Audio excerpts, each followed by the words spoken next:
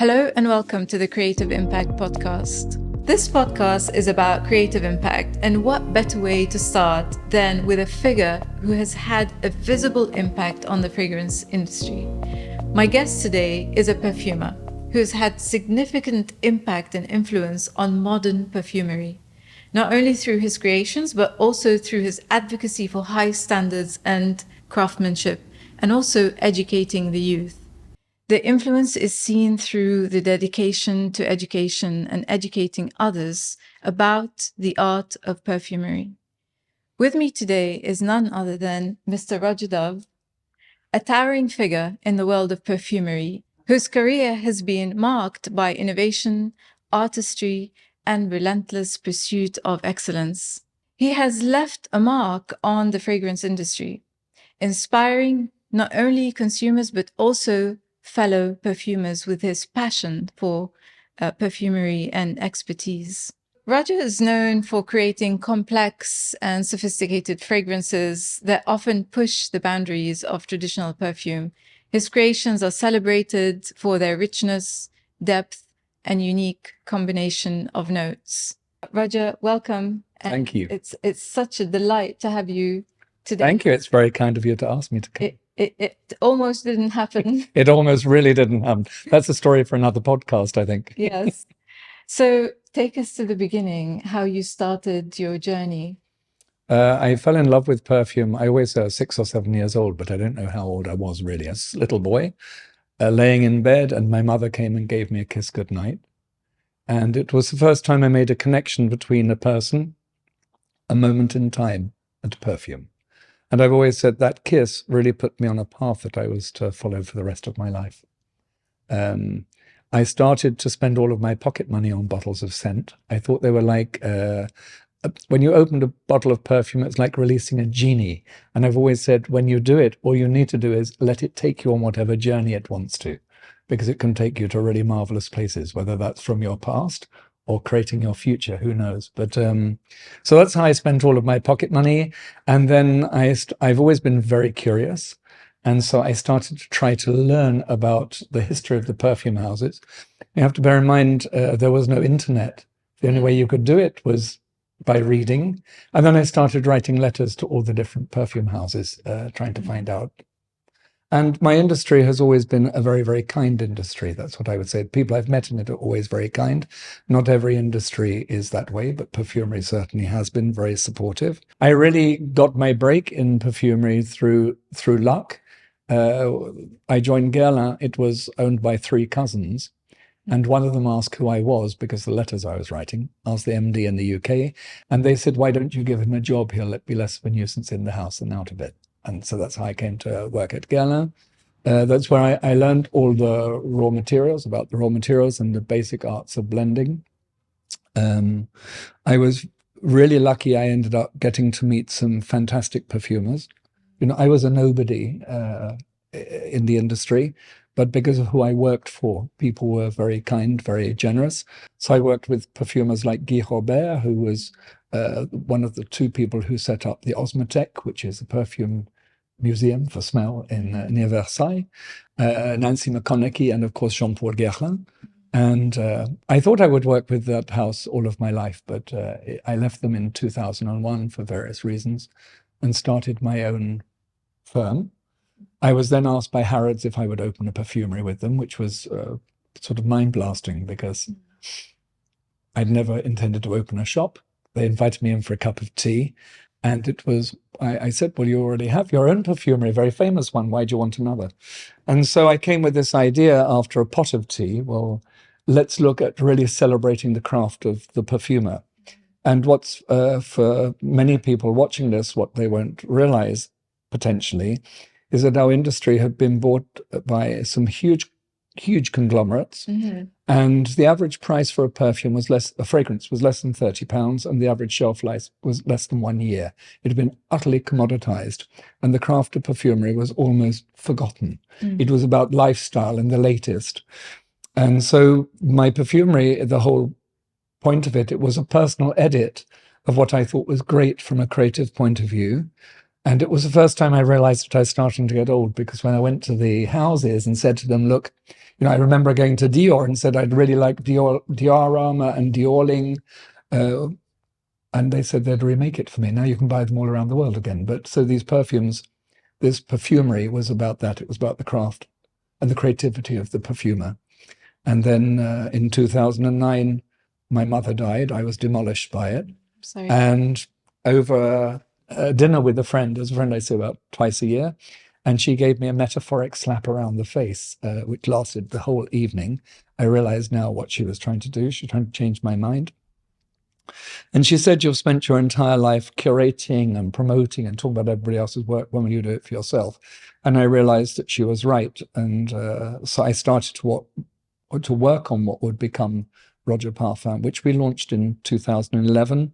I put my entire life savings into bottles, boxes, tubes, and caps. And we launched the brand on July the 2nd. I was asked to go into Harrods to talk to the staff, to explain it, which I did. And I remember when I walked in, it was the first time I thought, what on earth have you done? This is your life savings here. What if it doesn't work? And I'd asked the buying director, again, they said they wanted it. It was very interesting. Out of politeness, I said, you maybe will see things about this brand I'm about to launch. And she said, tell me more. I did. She said, I want it in the main Perfumery hall. So it was a pinch me moment, really. And so I had to ask a question, how much do we make? Because I'd never had a commercial product. I was making bespoke fragrances for a very particular clientele globally. And so we launched the amount that we made, the amount that we were told, which we were told would last 4 to 6 months. And we sold out of every piece of stock in 10 days. And by the end of that year, we were the #1 selling brand in Harrods. And I have a letter from Michael Ward, the CEO of Harrods, saying it's most successful launch in Harrods history, which I'm really very proud of, because it was a David can beat Goliath moment. It shows that if you make something that's good, that somehow it can catch people's imagination, and the rest, as they say, is history. And we now sell the brand in just over 60 countries around the world. And last year, just before Christmas, I saw the brand in the lights of Times Square, and that was one of the biggest pinch me moments. Incredible. Yeah, it is. We've never borrowed a penny. It's a privately owned British brand, English brand. And I'm very proud. I'm an ambassador for the Great Campaign. I'm one of 30 cultural ambassadors for the country, which I'm also incredibly proud of. And I love the thing that I'm able to go around the world waving the flag for British Perfumery. So I'm very privileged. I'm blessed because I've managed to create a career out of something I adore. So I've tried to. That's my life as quickly as I can tell you it. That's incredible. So just before the podcast, we were talking about our purpose, and you found your purpose very early on in your life, which is very unique. I think too many people spend their lives thinking of all the reasons why they shouldn't do something. I think it cripples people. Everybody thinks why they shouldn't. And when you talk to a friend, friends will tell you, oh, but have you thought of it? It's always, oh. My mother brought us up with the thing of, why not? She really made us believe, why not? You should try things. And I think that more people should. If you really believe in something and you don't do it recklessly, if you give it thought, then you should follow what you believe. So perfume, do you think perfume is a science or an art? Did you have to go back and study the chemistry behind it? No, I was good at sciences when I was at school. But no, my approach to perfumery is totally creative. I'm sure nobody would employ me today if I started up. I come from a different generation, so no, I work totally creatively. And of course, you need a really good understanding of science to be able to work in perfumery today. Yes. But my approach to perfumery is totally creative. Yes, but on our walk here, you mentioned about molecule and how that molecule, the newly discovered molecule, can be used in different compositions. Yep. So I think it's one of the things that a lot of people don't realize. People's boats are floated by different things, but it's natural. Some of the greatest poisons in the world are natural. Yes. Modern perfumery began, we can say, in 1882. There's no maybe about it. It's a byproduct of the Industrial Revolution. There were two things that allowed it to happen. One was a new discovery in extraction, a modern extraction method, which is still used today, solvent extraction. And the other was the discovery of new synthetic raw materials.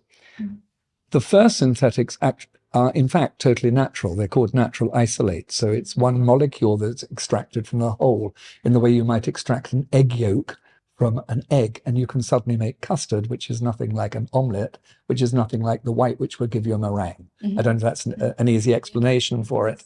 But so the very, very first were called natural isolates. You have coumarin from tonka, vanillin from vanilla, and these allowed the perfumer's palette to begin to expand.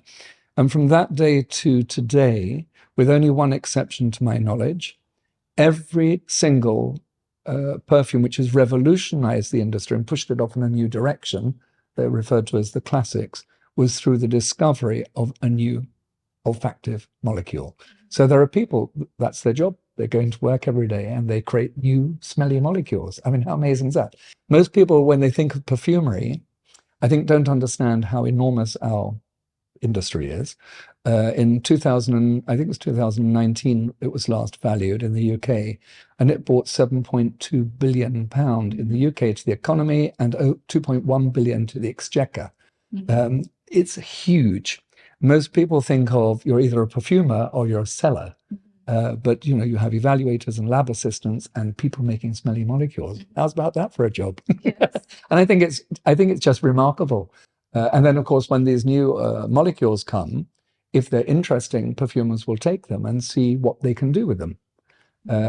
A comparison I would give is, if you think of a cotton T-shirt, 100% cotton, somebody invented elastane, spandex, put 1% in with the cotton, and suddenly the cotton performs better. And that's what the synthetics are very good at doing. They enhance naturals and they give you new effects. Yes. Amazing. So, okay, so it's mostly science, it's mostly creativity and art. And so, Roger, we met back in 2015 and again now, and in both occasions, something very clear about you is you have an incredible way to connect with people quickly. You know, you also have worked in customizing fragrances, and does that create part of you understanding the client in order to create something for them? I don't know the answer because I don't know how, I have no idea how other people interact or how they live their life. So I like people. I mean, fundamentally, I like people. I don't like aggressive people. I don't like rude people. I have no time for either. But generally, I think people are fascinating. And I think that I prefer listening to what other people have to say than maybe talking. It's like whenever people take photos, I never look at people, always want to show me the photo. I say, if you're happy, I'm happy. So I don't want to look at it. So I think a long time ago, now I think maybe about 10 years ago, there was, I was interviewed by American GQ magazine. And they told me they wanted to send a journalist over. It was a broadsheet journalist. And he wanted to spend 3 days with me, follow me around. And I said, oh, okay. And then the day before, I thought, what on earth have you agreed to? You know, in 3 days, you can really make yourself come across as a fool, I'm sure. And especially this man, you know, he's a serious broadsheet journalist. Anyhow, so he came along and we met up in the Wolseley on Piccadilly. And I said to him, you need to know something. I said, all of yesterday, all I was thinking was how nervous I am meeting you in case I make myself come across as stupid. And he turned around and said, I was thinking just a similar thing about myself yesterday. So that was very nice. Anyhow, we spent 3 days together. And at the end of it, I sat down and went through the motions as if I were going to make a bespoke perfume. When I do it, I set up figuratively 100 different blotters of raw materials. I give the raw material and I notate what anybody tells me. So I don't tell them what they're smelling. I say nothing. I just listen and notate. At the very end of it, he ended up with one blotter in his hand. The rest were all in a little basket in between us. And I said to him, have a look at that blotter and look at any you like in the bin, and you'll see that Blotter's different to the rest. So he looked at me and he said, well, if you look, it has a very, very tiny mark on the bottom of it, and you can look, none of the others do. So he said, why? And I said, when I met you 3 days ago, I could have told you exactly which perfume you would choose. Incredible. And he asked why. And the thing that people miss, why do most people buy perfume? They buy it really for 2 reasons. You either buy it because you're totally driven by fashion and image. So you buy it because it's the latest of whatever brand turns you on, or because it's a very, very exclusive, or it's limited or whatever. Or you buy fragrance really because you love it. And that might sound stupid, but think of the number of abandoned bottles there are in people's homes when you go and visit. Yes, so that tells you they buy it because it's their ego choosing it at that moment in time. I think that really a perfume is an expression of who we are, our character. We learn our reaction to smell. We're not born with a preconception of odor. We learn it. So it's as unique as our fingerprint. And one of the things that I've spent part of my life doing is trying to unravel your olfactive fingerprint. I don't listen to what you tell me because I want something sophisticated. I want something sexy. That's subjective. But through understanding the character a little bit in front of me, it will help me in the end create the fragrance.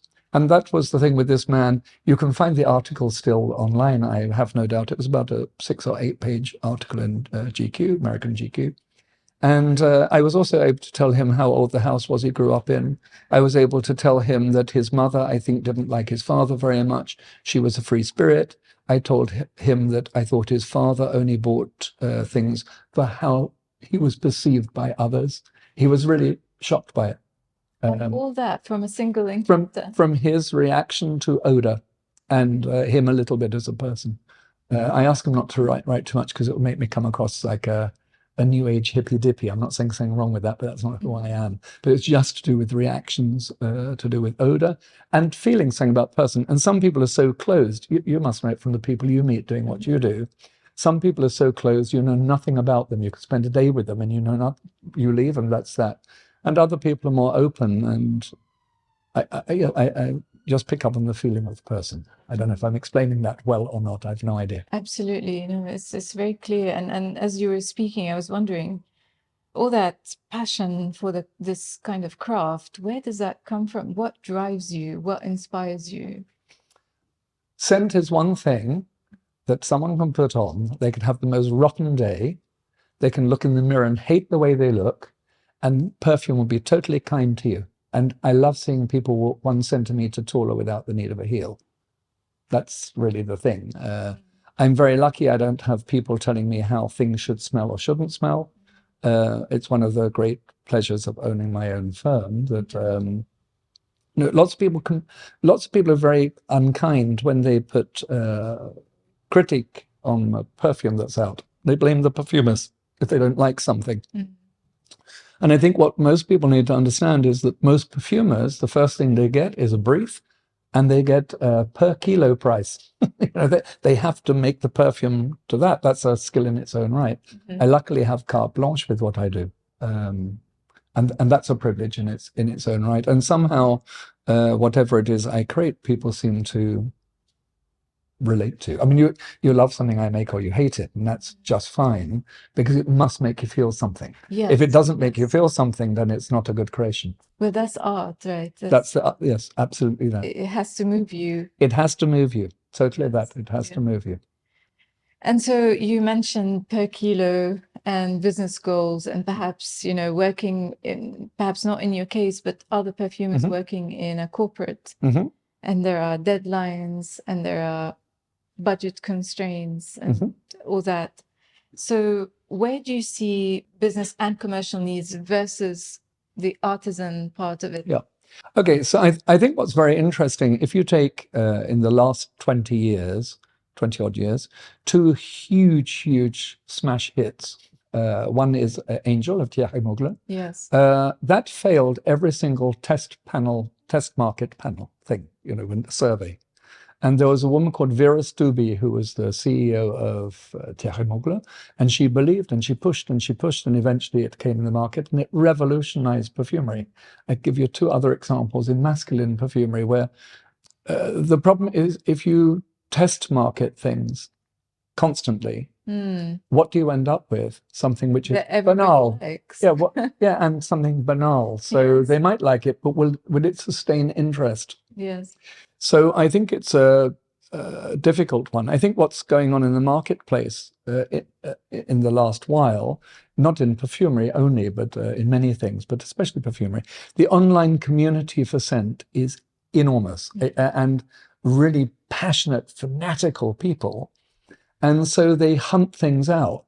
And I think so for the creativity, I think one of the things which is really brilliant are the number of very small brands which are really springing up like there's no tomorrow, and where they would never have had a platform and a store would never have been interested. Suddenly, the community gets to know of them. And they write and they talk, and all around the world. You don't suddenly need a multi-million-pound budget to be able to launch around the world. So I think that we're really seeing a lot of creativity through this sector. And what's interesting, the big established brands are reacting to it. So once you would have had the big brands doing this and other smaller companies would be copying, I think that that's turned quite a bit. Right. That's what I see and what I feel. I mean, a lot of the success of our brand, without question, came from through social media, through people opining. And that's a good thing. Yes. So I don't know if that answers your question. It does. Absolutely. So it's becoming more fragmented. Yep, it's becoming more fragmented. I think what is very, very interesting is how in some countries, because of course not true everywhere, but in some countries where you have traditionally department store model, and we know department stores are collapsing, and also with the magazine world, which in many countries has collapsed, if not collapsing, the ways in which perfumes were shown to the world, either promotion sites in a store or through magazines, that's sort of finished. Certainly with magazines, the importance. But I think that the department stores in the countries where they still have them, they've woken up to this great desire for, I hate this expression, I don't know a better one, niche perfumery, whatever that truly means, but they don't necessarily understand what they're buying. They're buying it because they feel that that's a trend rather than having a proper understanding. And therefore, maybe sometimes they get it very wrong. Have you had to shift your creations or the way you approach creations to suit consumer needs at all, or are you a path creator? That's very hard to answer. I mean, I hope that what we do because it follows my drumbeat rather than because I hope that what we do is following my drumbeat rather than us following somebody else's, if that makes sense. I've never made a scent because that's a big trendy thing at the minute. So, we need one of those. I think that it's also interesting, when I look culturally at the very beginning, we still are very famous for oud. In Roja Parfum, we're very famous for oud. And I spent 3 years in the Middle East, 2 weeks every month for 3 years. And I knew nothing about oud. But my nose told me, I knew nothing about Middle Eastern weddings either. I learned it. I didn't realize how big they are and how long they go. Yes. And the hotel I used to stay in used to host a lot of weddings. And my nose told me through the bakhur whether what I was smelling was, whether it was a good wedding or an aspirational wedding. Oh, right. That was really strange, but I really picked up on the thing of the quality, and then, of course, started to learn about the ouds, and the ladies always used to love showing me the nakhalat. I always pronounce that badly, but open up the bag and the home mixes. And when we launched the first oud, it was very interesting because if ever I were introduced to a client saying, well, this is Roja, blah, blah, blah, I was always asked the same question: how do you know our smell? And that's a very interesting turn of phrase. How do you know our smell? So I said, because I spent 3 years working amongst you. So I think, and the thing with the oud, we made a version called Crystal Parfum, because I was aware if somebody was wearing a Cadora or a dish dasher, You suddenly spray something dark and you're wearing white, you look like a Dalmatian dog, not so good. So there's a very, very particular process called molecular fractional distillation, where the chemists are able to remove the molecule of color, which doesn't affect the smell, but you end up with something almost transparent. And so these little cultural things, I think, I spell oud with an A because I hear in the Middle East it's pronounced oud. There's a floating A at the beginning. It's just touched. Yes. And so I think those type of things are important. They make an impact on a creative thought. Yes. And if something's then accepted by the clients, that's what's important, not what the rest of the industry think about what I do, or because they're doing that, as I said, that we must do that. I really think our success is because we bang our own drumbeat. Yes. That's what I think. And to me, that's truly art. Totally. Authentic art. Well, the rest I would find, I wouldn't do it. If I was told I had to do this or this, it would cripple me to do it. I wouldn't want to do it. So, yes. Oh goodness, I can't imagine you.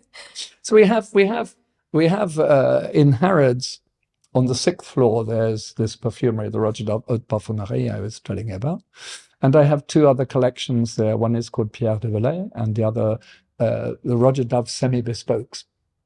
I know a semi-bespoke is an oxymoron. It can't really be that. But the team call them it. And they're some of the most creative of all the fragrances I have sit in these 2 collections. You can only get them in Harrods. And they really allow me to... Some of the things we really don't sell. We sell a few bottles a year. But my thought is always, if there are a few people that fall in love with it, and that becomes something they love, then that's great. We'll carry on making those few bottles for the few people that love those things, not because you need to make a fortune constantly. I think too often people spend too much time always looking at the bottom line and looking at the margin and the turnover. And the trouble is, if you decide you want to be there, but you spend all of your time looking behind you to see if the money is coming, you'll end up over there. You won't end up where you want to be. So I think that you should always have a very clear vision, clear idea of who you are. That for me is the key. Who you are, and therefore what is your brand, and that's what you do. And you will always end up going in the right direction, and the customers hopefully will follow you. This is gold. But that's what I think. Yes. And I also think the thing of you said at the beginning in the introduction, I've always loved the thing of sharing information. I've always loved the thing of trying to help and coach people. And so it's why, as to the best of my ability, I try always to travel around the world to go to the markets. The people I'm most interested in meeting are the sales staff. Oh. Because they're the ones who in the end talk to every client. I can't talk to every client.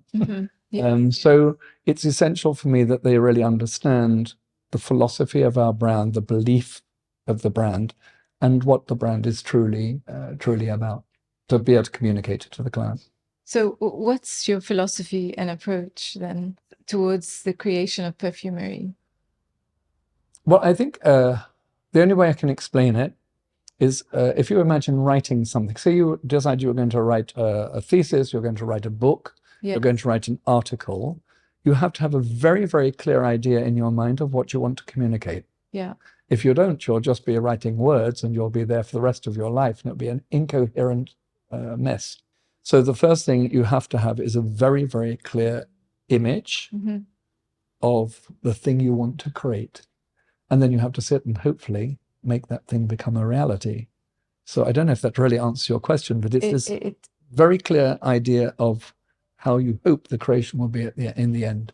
Yes, and that really answers the question, because so in the past I interviewed 40 perfumers, and it was fascinating. It was part of my doctoral studies, and what I found was 2 things. One, they were distressed.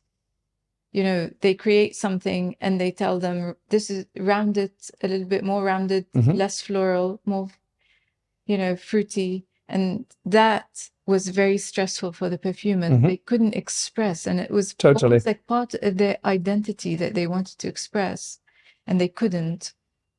And the interviews I conducted were almost like therapy sessions. They get to speak to someone. And the second thing that was quite fascinating was this is what you were talking about would have been any perfumer's ideal world. We have, you know, free space, Carte blanche. create, Yeah. you know, leave it, come back to it if there's a block. Yes. There's no commercial guidelines, you know, that you have to stick to. And so that was where the question about philosophy came from.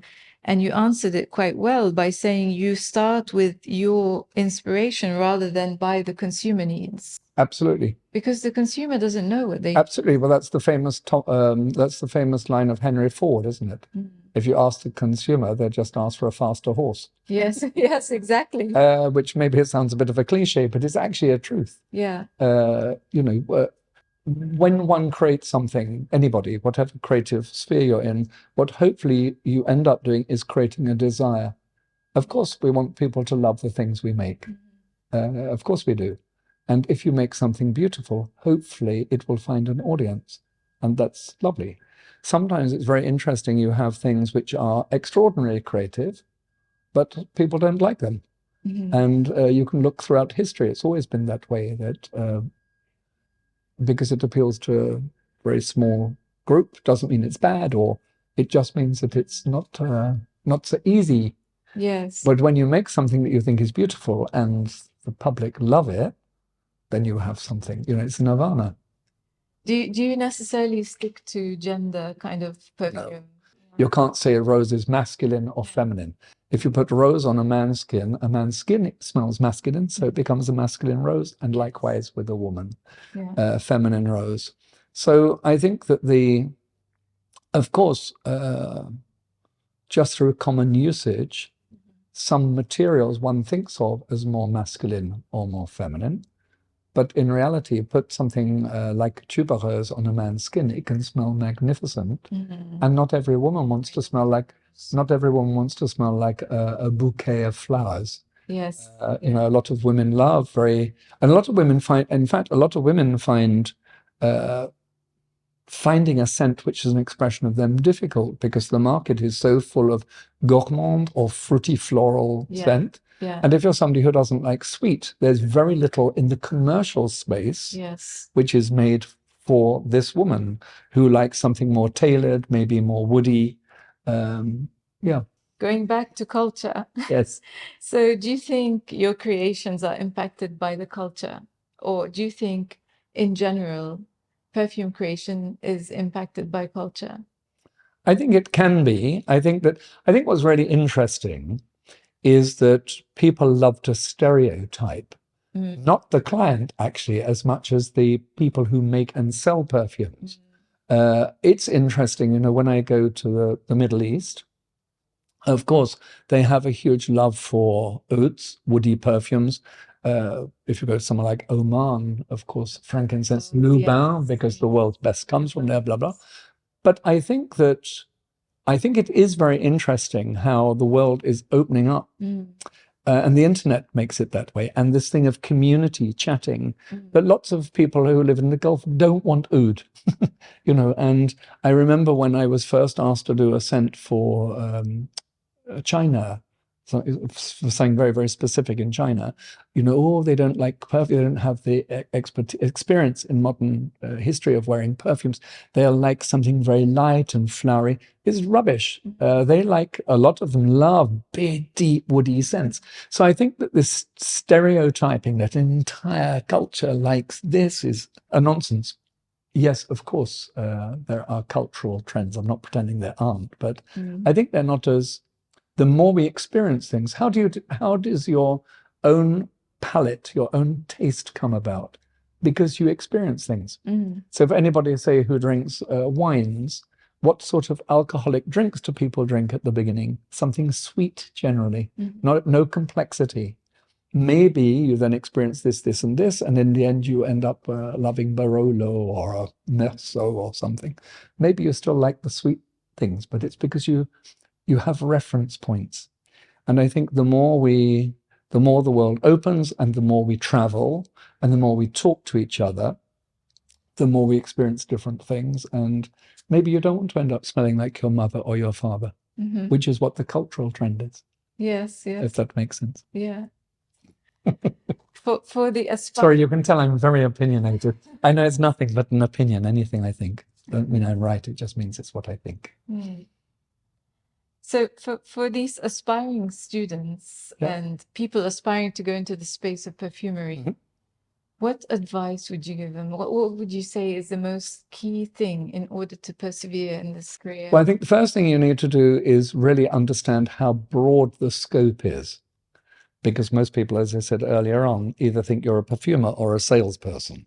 The scope is huge. So I think you really need to understand you need to research how broad the offering is.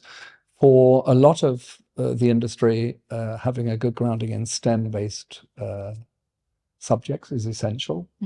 But that doesn't mean that if you're not good at sciences and maths, there's no place, because there's the creative side. Yes. Packaging, yes. bottle design, the marketing side, and so on. So have a very, very good understanding. Don't listen to what people say to you too much, unless they're being supportive. Don't listen to the people that tell you, have you thought of? And I also think for anybody who wants to sell perfume, to make perfume, you need to have sold it. I think it's essential to get a job on the shop floor. Right. How can you think to create something if you don't see how clients interact, what they have to say? You have a thought on a perfume. What do the 50 people you met today think about that smell? Yes. You can learn so much. It's a very, very good place to learn. It's why I love, when I'm traveling internationally, I love the thing when I'm on the shop floor, meeting the clients that come to see me for whatever reason they come, because I love to hear how they describe what they have to say. It's one of the greatest lessons in the world you can have. If you don't do it, it means you're arrogant. And if you're arrogant, you'll get nowhere. That's what I think. I think, this has been so much more about perfume. It's really been about fundamental things about life, Yeah, I think so. I think 100% that's so. So what do you think is the role of a perfumer? What's the impact of a perfumer on our culture, on societies? Well, I think that without question, the one thing, the ancient Egyptians believed that scent made us immortal. They absolutely believed that scent made us immortal. And maybe in a funny way, that's exactly what scent does. Because you might not see someone ever again because they've moved somewhere around the world or because they're no longer on Earth. But you'll smell their perfume just like that, they're by your side. Oh my goodness, that's so true. I think it's interesting when somebody gets married, just to use that as an example, the amount of time that is taken choosing the dress and the makeup and the hairdresser and the florist and the this and the that. And in 5 years' time, 3 years' time, no guest will remember one thing of it. They won't remember one thing of it, but one breath of the perfume they're taken straight back there. I remember years and years ago, I had the huge privilege of being able to revive a very old perfume of Guerlain through Robert Guerlain. It was a perfume called Liu. And it was relaunched in Harrods. They made 300 bottles of it. And a woman came in. I can't remember where she was from. She was somewhere in Eastern Europe. And she had one of those very gravelly, fabulous Eastern European accents, which I won't try to mimic because I couldn't possibly do it. And she picked this thing up and smelt it. And she said it took her back to her wedding night, because she had always wanted a perfume. She was never allowed it, but for her wedding, her mother bought her Liu. And she said she was so greedy to apply it, she dropped it on the floor and spilt it. And as she smelt it, she was taken back to her wedding night. That is what perfume does. I've always said it's better than any image, because what it does, it brings it back in 3D rather than just Technicolor. Absolutely. That's what I love. And so, wow, I forgot what I wanted to ask you. I'm so taken by this because it's so true. And I can give so many examples that just make my eye water. But, you know, in terms of the perfumes that you've created, are there any particular moments in your career that have had a great impact on you? Yeah, of course. I have the most difficult of all is a perfume called a Goodnight Kiss. I couldn't get this idea out of my mind because if my mother hadn't given me this kiss, we wouldn't be sitting here today. And no one would be listening to this because I would have done something different, I'm sure. And I couldn't get the idea of it out of my mind. And I was in a taxi going around Hyde Park Corner. And a colleague of mine said, you just need to do it. You've been talking about it, but just do it. And I thought it was very strange, the idea of making a perfume inspired by a kiss my mother gave me. Who can relate to that? That's my story. And so I made this scent, a Goodnight Kiss. You smell a very, very clear note of face powder and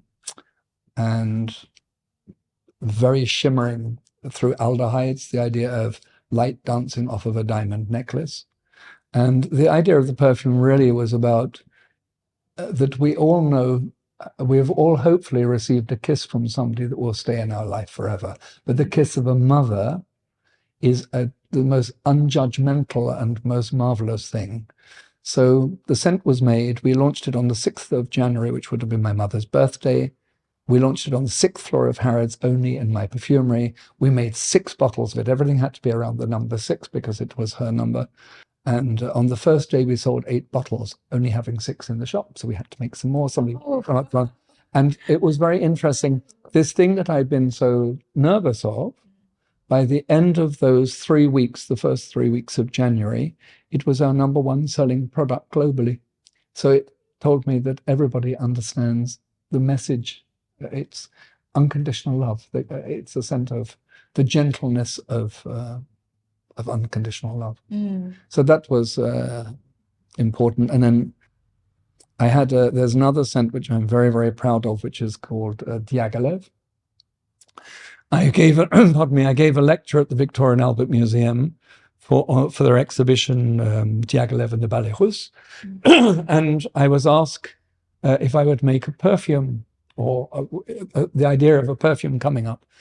It was the first time a perfume had ever been made for an exhibition in a museum, and the first time the Victoria and Albert Museum had ever sold a perfume. So they had no idea would it sell. So it was totally a philanthropic project.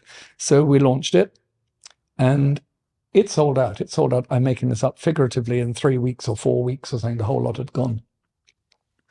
And people started to say that I was stupid. Is he crazy? Is he mad? You know, how can you let this perfume disappear? So just park that thought.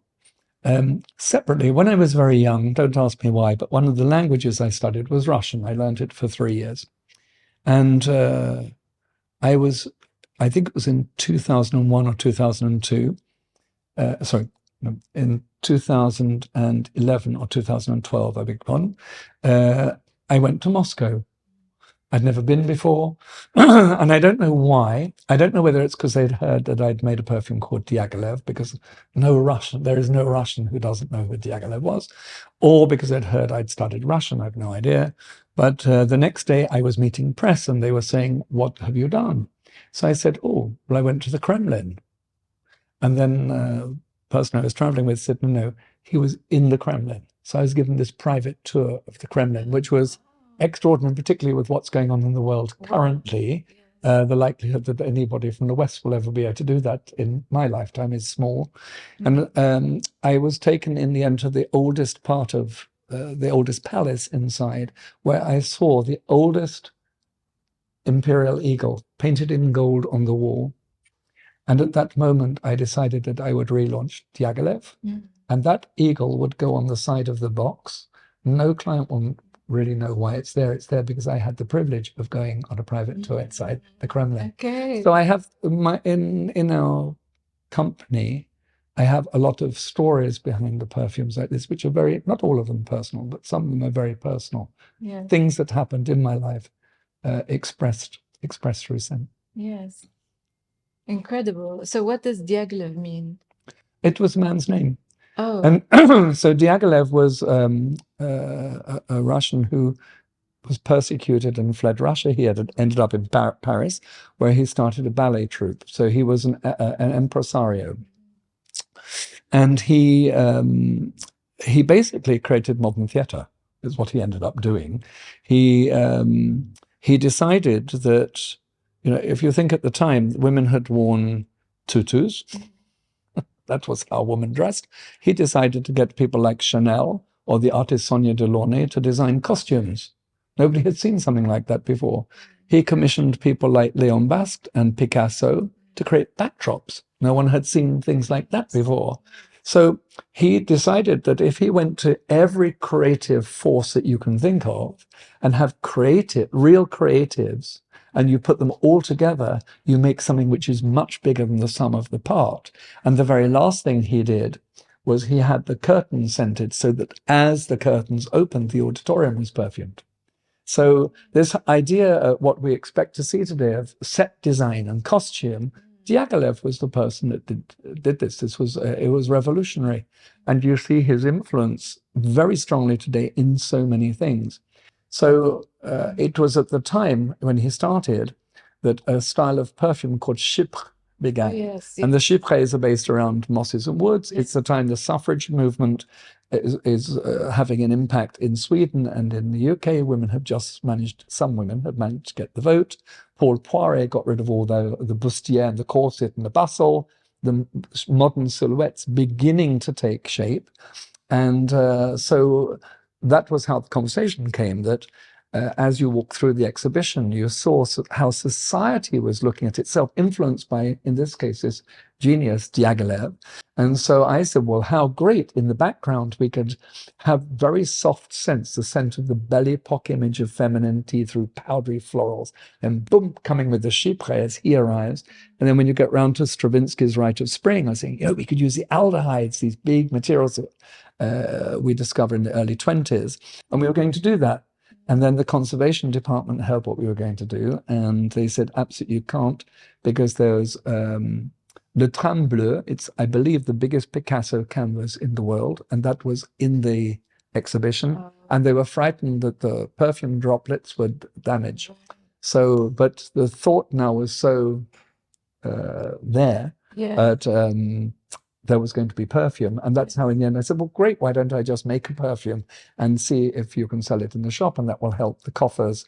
People forget V&A is a charitable organization, so they need money. And so that's how it came about. So it's my great celebration of this huge creative genius that was Diaghilev. Yes, great. So aldehydes, like Chanel No. 5? Yep. So aldehydes were first discovered, nobody knows quite who by, but maybe by a chemist called Darzens in around 1900. The perfumers were playing with them. They didn't know how to harness them because they're very volatile. They occur naturally in many flowers in very small dose. Most likely Parfum de Rosine, which was the perfume company of Paul Poiret, was the first to use them.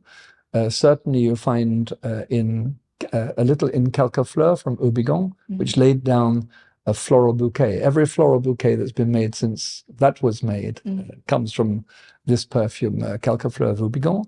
But the first to use it in overdose was Ernest Beau in No. 5 for Chanel.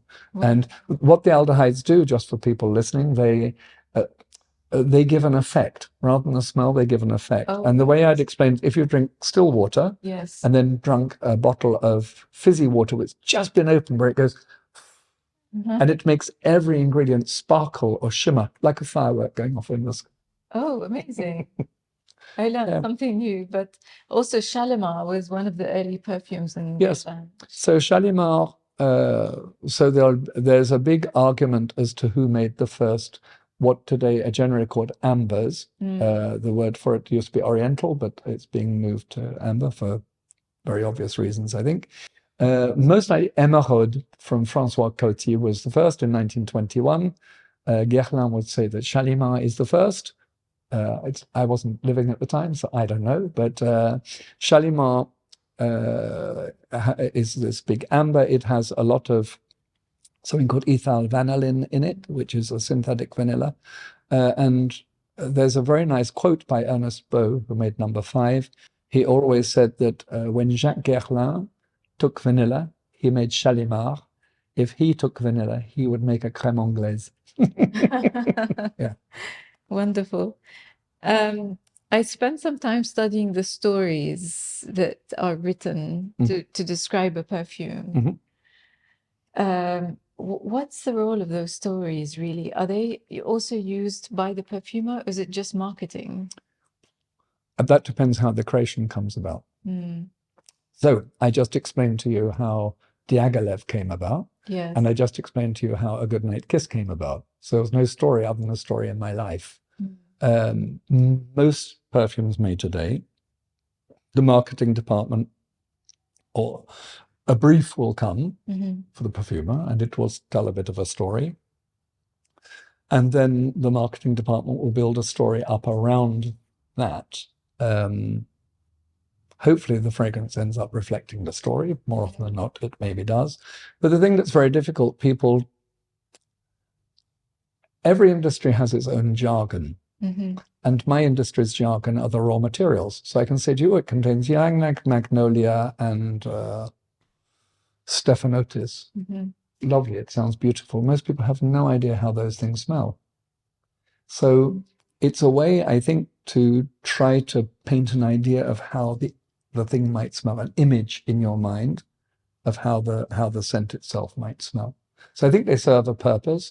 I think sometimes they go beyond poetic or poetic license. But I think that they hopefully very often capture the thought behind a scent, if that makes any sense. I hope that's... Yes, yes. So just to close off, in this podcast, it's obviously meeting with people who had impact on society in a creative domain. And so there will be artists, there will be people, say, for example, from Christie's London, or architects and so on, fashion people from the fashion world. Do you see any parallels between perfume and, say, art or architecture? Oh, yeah, without question. If you look at perfumes in the sort of Impressionist period, you smell Impressionist perfumes without any maybe. Soft, blurry hazes of L'Heure Bleue. When you have scent has always reflected what's going on in society. If you look at what happens in society, as I just mentioned, the Belle Epoque period, think of how absurd women's clothes were. They wore their hair piled up, yes, a large décolleté to show jewelry, the jewelry, of course, to show how wealthy the husband was, status. The bustière, the corset, the bustle. And then suddenly we have the flapper is going to be born. The woman's going to chop her hair. Women are going to start smoking. You see all of that in perfumery. You have perfumes in the late 1910s and early 1920s made to put on cigarette because women started to smoke. It was almost the ultimate rejection of man seducing them because men had always seduced women. Women were starting to become independent and they wanted to show it. You have feminist movement, burning bras and all of that. And Charles Revson launches his perfume Charlie, a woman with a jacket over her shoulder. It's the first time any woman has looked directly into a camera lens in history of perfumery. All the advertising up to there, the woman was demure and looking down. She was telling the world, I'm going to the boardroom. In the 1930s, you'll see Je Reviens. It comes from the Empire State Building, which they started work 1929, 1930. So I go on and on with it, but all the way through, whatever is going on in society and all the art forms of society is reflected or preempted in perfumery, and it has done since the end of last century. Incredible. I really don't want to stop. I mean, this has been such a journey for me personally, just going through all your stories and inspirations and Thank you. Insights. My goodness. That's been incredible. And thank you so much for all what you do and the impact you've created You're very kind. on the young people. It's all about the young people. I'm Yes. working on a huge project, which is sort of secret at the moment. So I can't tell you, I really can't tell you very much, but where I'm working with two very, very young perfumers at the start of their journey in perfumery, because I'm not at the beginning of my journey anymore. And I've always loved the thing of supporting people as they come through. So there's a real watch this space moment, which you'll hear about toward the end of this year.